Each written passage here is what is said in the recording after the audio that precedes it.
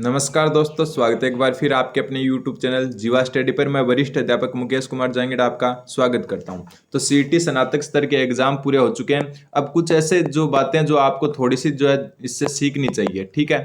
CET स्नातक स्तर के क्या हो गए, एग्जाम चारों पारियों के पूरे हो चुके हैं। अब कुछ ऐसी बातें जो आपको जो है ध्यान रखनी चाहिए। एक तो कि आपको जो तैयारी का स्तर है वो चेंज करना पड़ेगा। अगर आप अधीनस्थ बोर्ड की तैयारी कर रहे हो, तैयारी का स्तर चेंज करो, तो तैयारी का स्तर में क्या करना पड़ेगा, बदलाव करना पड़ेगा, ठीक है।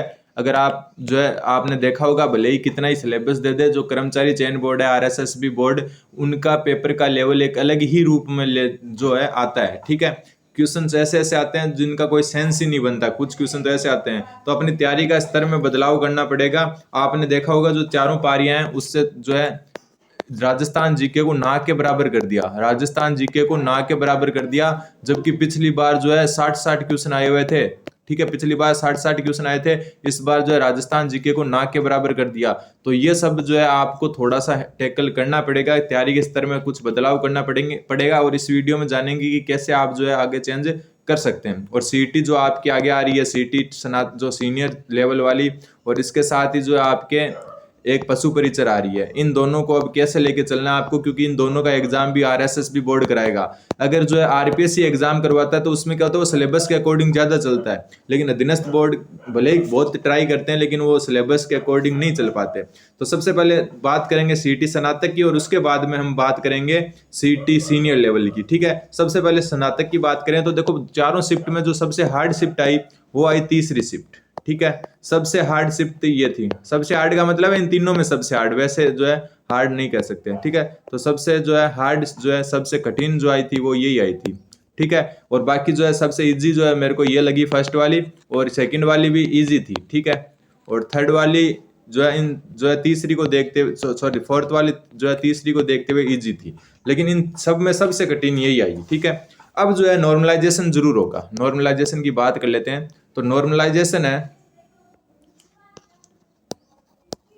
तो नॉर्मलाइजेशन आपका जरूर होगा। और जो फर्स्ट जो शिफ्ट नंबर 3 है, इसमें नंबर बढ़ने के पूरे चांस रहेंगे, ठीक है। शिफ्ट जो 3 है उसमें नंबर बढ़ने के पूरे चांस रहेंगे। इसका मतलब ये नहीं है कि आपके 50 है तो आप जो है 50 क्वेश्चन ही सही हो रहे हैं तो 60 हो जाएंगे, ऐसा नहीं होने वाला। ज्यादा से ज्यादा 2 क्वेश्चन या 3 क्वेश्चन, ठीक है। अगर आप 57, 58, 59 पर रुक रहे हो, ठीक है, इन 3 पर अगर रुक रहे हो तो हो सकता है आपके 60 क्वेश्चन सही हो जाए, ठीक है। परसेंट नहीं बता रहा, क्वेश्चन बता रहा हूँ। मान लो कि आप जो है 39% पर हो या 38% पर हो, तो हो सकता है आप 40% क्रॉस कर जाओ। या फिर जो अदर कैटेगरी SC ST, जिसमें अगर आप जो 34% के आसपास हो या 33% के आसपास हो, तो उम्मीद है कि आप जो है एक जो है 35 का जो क्राइटेरिया उसको पार कर लो, तो नॉर्मलाइजेशन होगा। और सबसे ज्यादा जो चांस है नंबर बढ़ने का वो शिफ्ट नंबर 3 में, क्योंकि शिफ्ट नंबर 3 जो है वो थोड़ी सी औरों के मुकाबले हार्ड आई थी।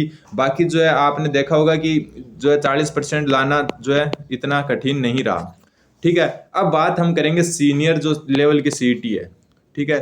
सीईटी सीनियर लेवल, और इसके साथ पशु परिचर, और आने वाली जितनी भी वैकेंसी है, चाहे वो पटवार हो या कोई भी हो, उससे पहले आप चैनल को सब्सक्राइब कर लें। देखो, आपने माना कि सीईटी जो ग्रेजुएशन लेवल थी वो पास हो रहे हो आप, ठीक है। आप क्या हो रहे हो, पास हो रहे हो, ठीक है। लेकिन पास हो रहे हो तो इसका मतलब ये नहीं है कि आपको जो है एकदम बेफिक्र हो जाना चाहिए, क्योंकि आपने जो है क्वेश्चंस का लेवल देखा होगा कि किस लेवल के क्वेश्चन आ रहे हैं, तो उस लेवल से पढ़ाई करनी स्टार्ट करनी पड़ेगी। क्योंकि सीईटी सीनियर आ रही है, आपके पशु परिचर आ रही है, दोनों भर्तियां आरएसएसबी बोर्ड द्वारा ही करवाई जाएगी।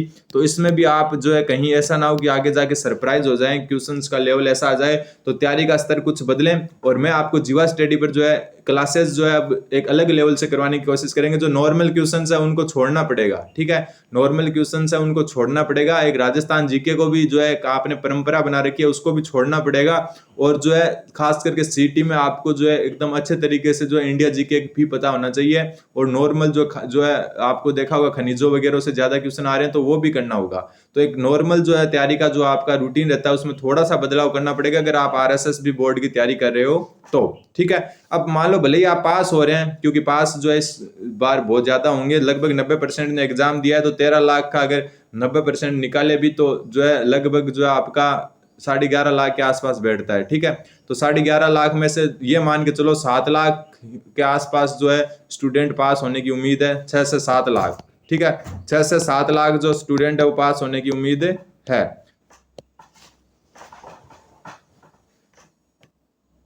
इतने स्टूडेंट पास जरूर हो जाएंगे।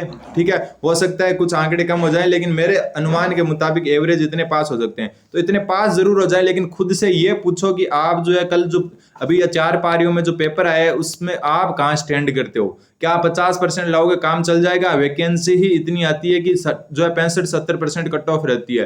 तो क्या आपके 65 जो 70% बन रहे हैं इस एग्जाम में? अगर आपके 65-70% नहीं बन रहे तो फिर आप जो है आपको सोचने की जरूरत है कि आगे की तैयारी को कैसे टैकल करें।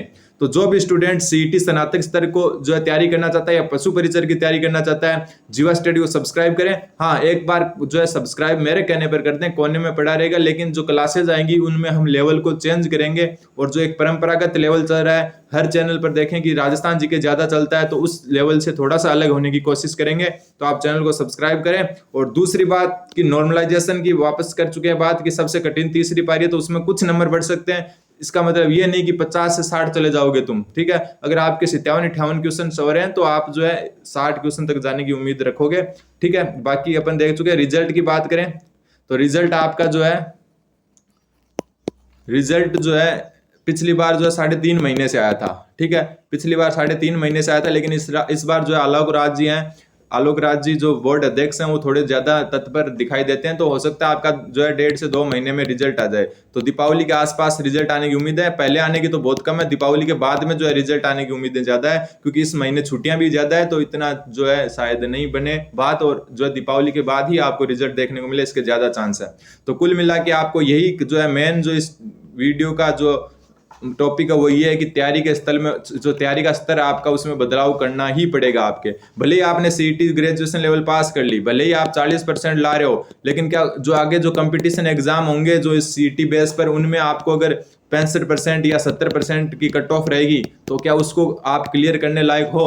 और अधीनस्थ बोर्ड का हमेशा से ये रहा है कि वो सिलेबस कुछ ही होता है और क्वेश्चंस कहीं से आ जाते हैं। तो उस जो है क्वेश्चन उस चीज को जो है, हाँ कितने डीप क्वेश्चन आ रहे हैं। पेंटिंग पूछ रहे हैं किसी विदेशी की 1839 में वो पेंटिंग बनी थी, किसने बनाई थी, तो ऐसे क्वेश्चन शोभा नहीं देते। ठीक है, बाकी जो है आप 65 से अगर 70% नहीं ला पा रहे तो आपको सोचने की जरूरत है कि आगे आने वाली भर्तियों में, क्योंकि अपने को सिर्फ सीटी और पात्रता पास करके संतुष्ट नहीं होना है, अपने को आगे जॉब भी लगना है। तो उस जॉब में कैसे हम जो है हासिल करें, उसके लिए आपको थोड़ा सा अलग पढ़ना पड़ेगा। और उसके लिए आप एक बार मेरे कहने पर जीवा स्टडी से जुड़ सकते हो। तो सार था इस वीडियो का, वो वापस देख लेते हैं। सबसे पहले कि तीसरी शिफ्ट हार्ड रही है, तो तीसरी शिफ्ट में नॉर्मलाइजेशन ज्यादा होगा और कुछ नंबर बढ़ सकते हैं, ज्यादा नहीं कुछ नंबर बढ़ सकते हैं। फिर दूसरी बात रिजल्ट की करें तो पिछली बार रिजल्ट जो है 3.5 महीने से आया था, लेकिन इस बार जो है बोर्ड अध्यक्ष थोड़े से ज्यादा जो है तेज से कार्य से करते हैं, तो आप हो सकता है 1.5 से 2 महीने में रिजल्ट आ जाए। ठीक है, इससे भी पहले आ सकता है, लेकिन मान के चलते हैं। फिर दूसरी बात अपन करें कि सीटी जो सीटी 10+2 या फिर सीनियर लेवल की,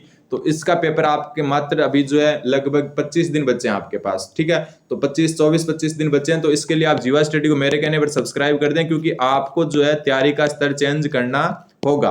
ठीक है, इसके साथ ही जो है पशु परिचर को भी लेके चलें।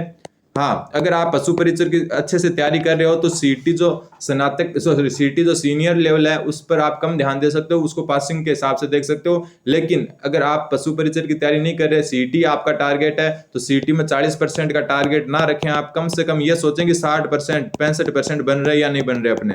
क्यों? क्योंकि आगे जो कंपटीशन होंगे उनमें 65-70% कट ऑफ जाएगी, और उस कट ऑफ को पार करने के लिए जो 40% आप पार करोगे वो कोई मायने नहीं रखता। तो अपनी तैयारी का स्तर बदलना है, अच्छे से तैयारी करनी है। आप जीवा स्टडी को मेरे कहने पर एक बार सब्सक्राइब जरूर कर सकते हो, और पशु परिचर की मैथ की क्लासें भी चला रखी है मैंने, वो भी जाकर देख सकते हो। तो धन्यवाद, बने रहे जीवा स्टडी के साथ। धन्यवाद।